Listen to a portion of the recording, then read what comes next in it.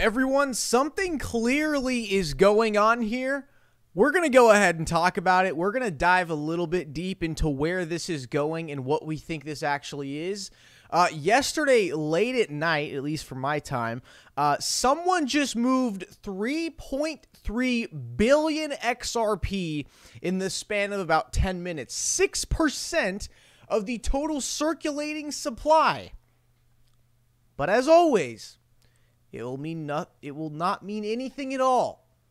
Just a big, giant coincidence, and there's definitely nothing going on here we need to be aware of. Guys, make sure to smash the likes and subscribe down below.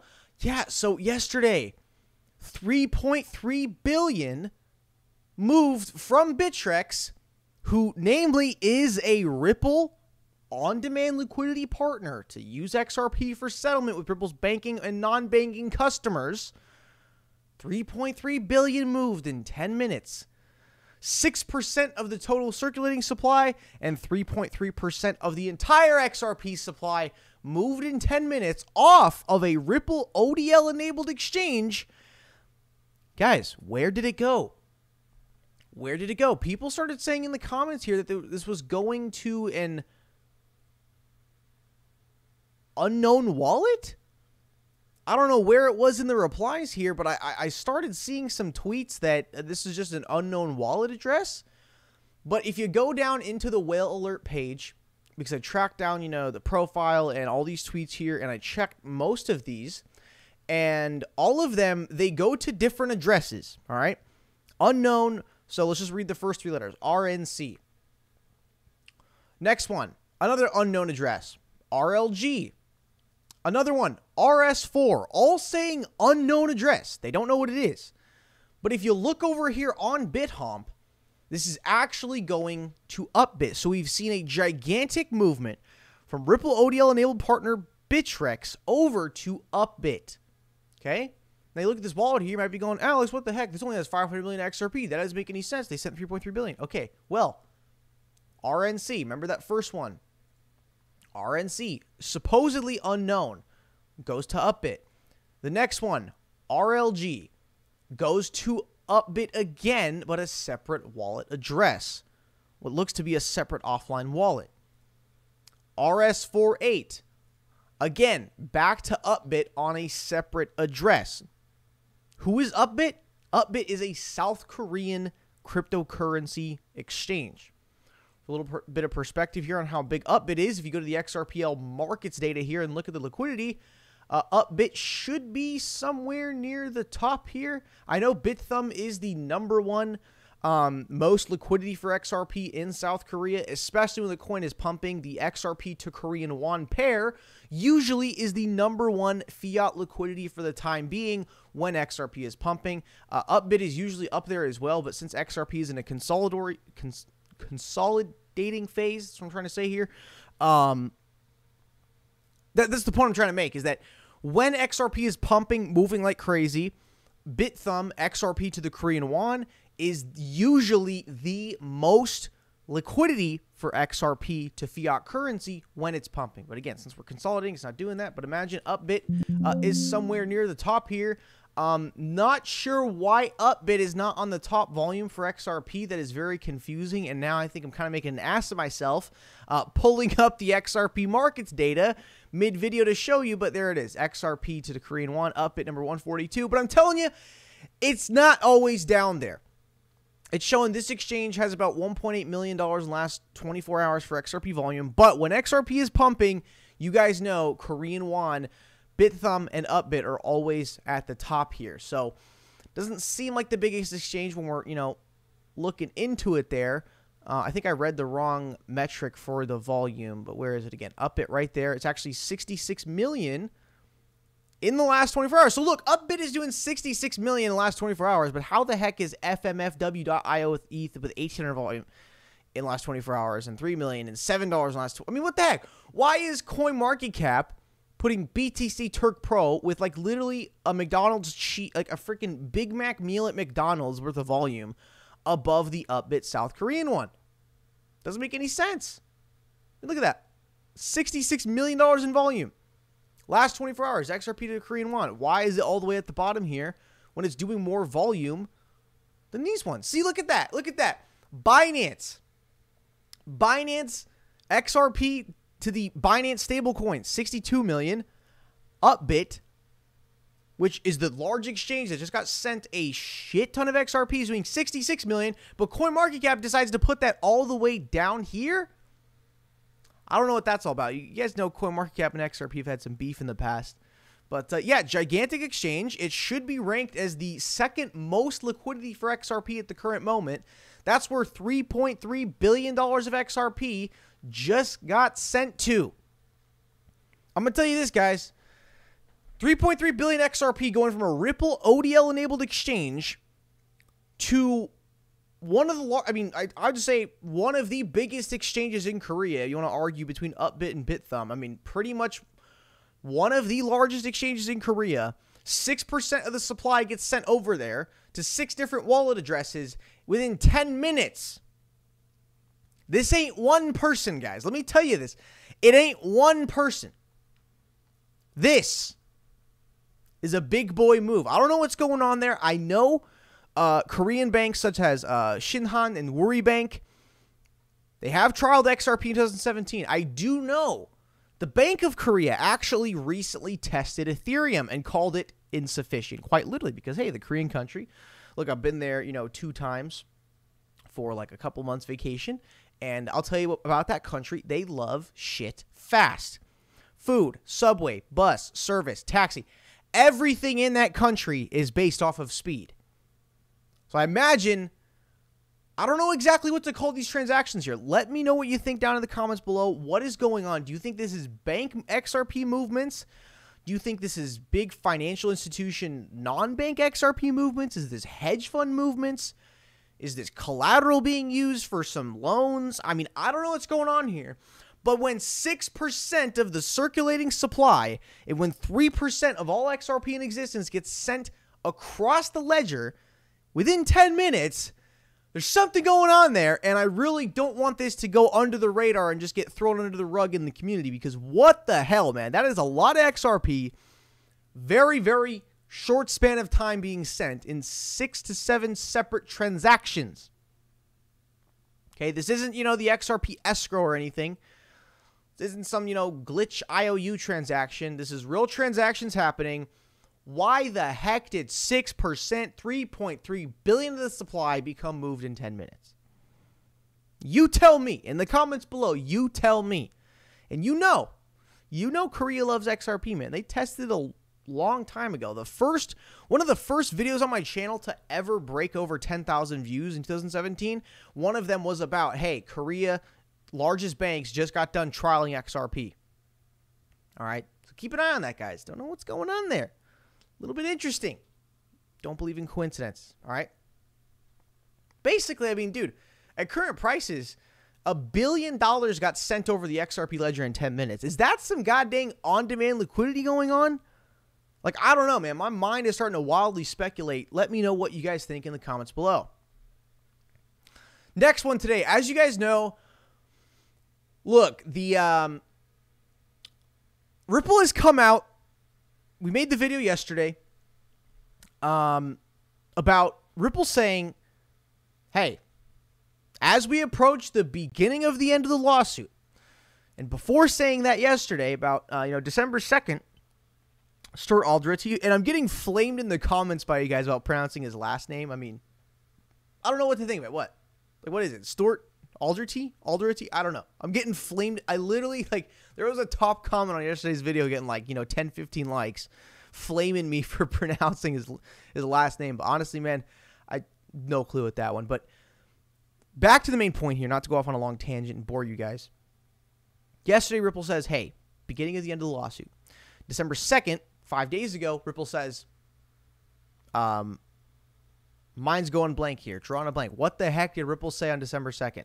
Oh, they said, hey, we are filing our final submission to the courts, waiting on Judge Torres to rule a decision in our favor.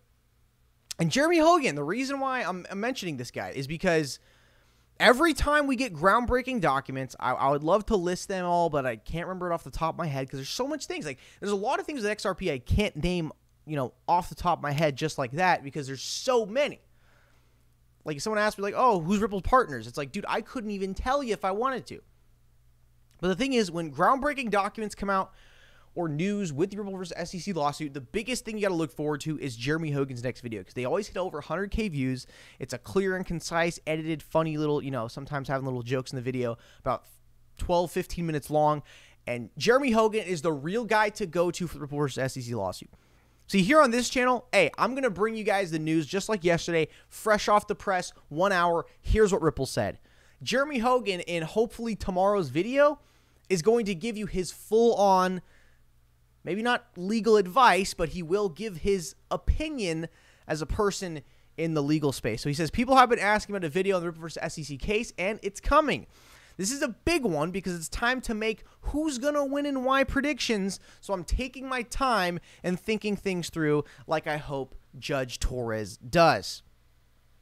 So look, man, Ripple said yesterday, beginning of the end of the lawsuit, 5 days ago, they said, hey, we submitted our final, excuse my French, final fucking submission. You realize 5 days ago, Ripple comes out and says, we have submitted our final submission, pleading to the judge to rule in our favor. So 3 things could happen. Judge makes a very honest, brave decision. Ripple wins the case. Or could take the typical, oh, I'm involved with the government, I'm going to support the government, chooses the SEC side. But based on her rulings in the past, like the SEC fighting against her, this is the good thing about the SEC slipping up, getting caught red-handed, and being incredibly rude to the judge and filing last-minute briefs, one sentence. You guys remember that one time the SEC filed a brief to Judge Torres, like a few hours before the deadline, and it was a one-sentence brief, incredibly rude in the court of law, as stated by Jeremy Hogan.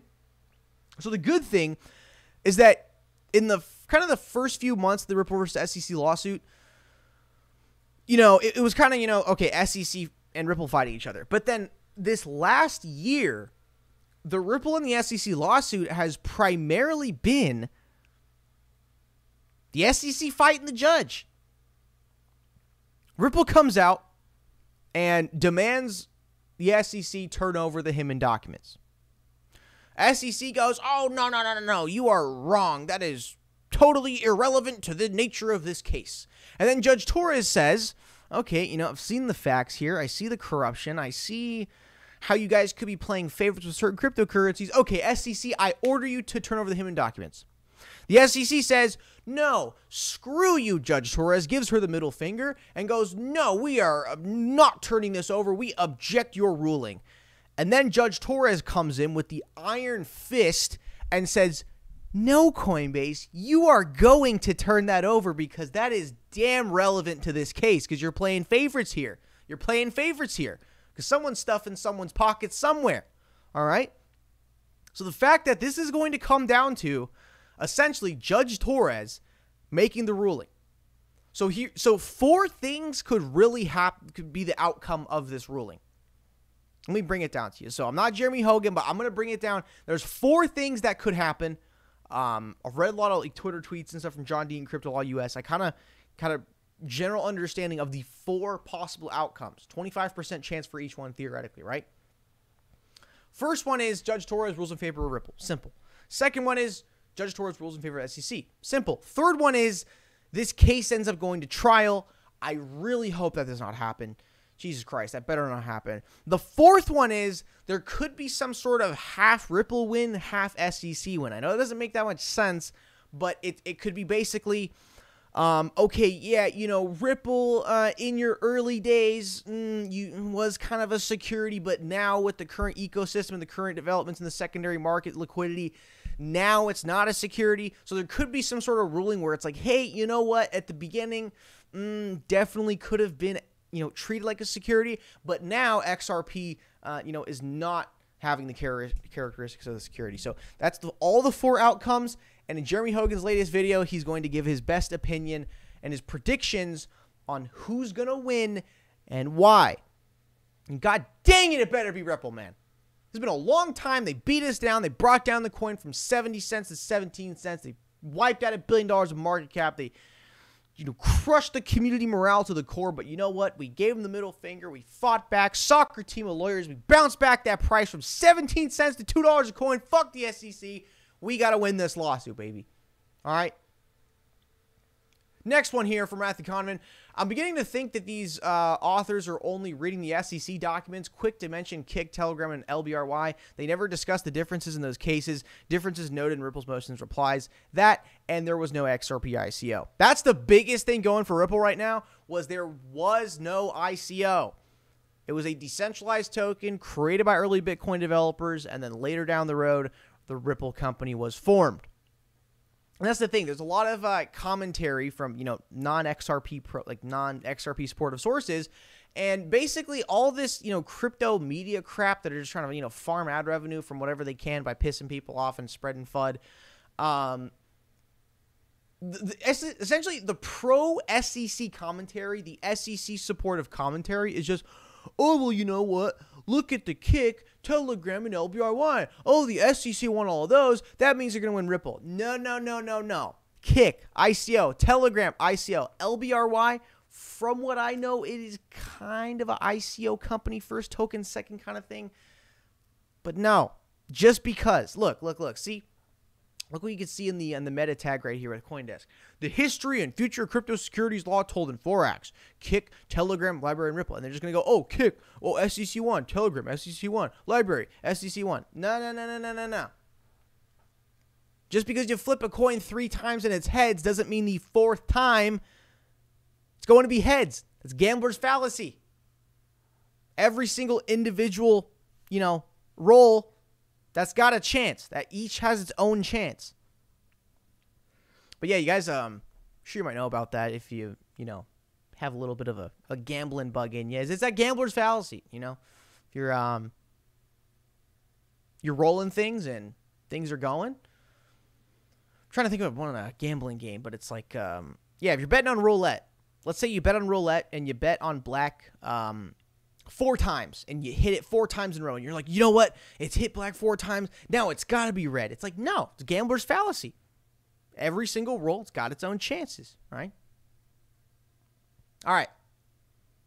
Look at the next one here, guys. Little information. Chinese firm OPay has an XRPL account investing $100 million in a Pakistani expansion, adding to countries already served like Nigeria. I recall an OPay XRPL wallet from years ago, 2015, but now they go by Pay Online and XRPL. Very, very interesting. As you guys know, Ripple is working with the 3rd largest payment service provider in China, known as Lian Pay. All right. Next one, S4 filing for an SPAC to take the Ripple partner Tranglo 40% share public. Much detailed XRP use case, who is using, how much, where, cost savings, the importance of using XRP for future build out, etc. Tiny bit of speculation in the next vid. Guys, make sure to check that out. Next one here, and the final one for the video today. Breaking, JP Morgan now has access to payments using Ripple. Could be jumping the gun there, but it comes from yesterday. JP Morgan Giant, who has mentioned Ripple XRP in a couple of, company quarterly documents. JP Morgan Giant has teamed up with Ripple partner Al Fardan Exchange LLC in the United Arab Emirates. You guys know in the UAE and over in India, Ripple does have a pretty big foothold with some of the largest banks in that region. And call me crazy, but isn't the central bank of UAE, which again, excuse my, American international knowledge, but I believe the central bank of UAE is the Saudi Arabia Monetary Authority. I don't remember. I don't remember exactly, but I feel like there's like a UAE central bank Ripple connection. Nonetheless, guys, that's the video for today. 3.3 billion XRP moved in 10 minutes. What the hell? A lot of good information there. Ripple versus SEC lawsuit. Got to bring this thing to an end. And I'll see you guys in the next one.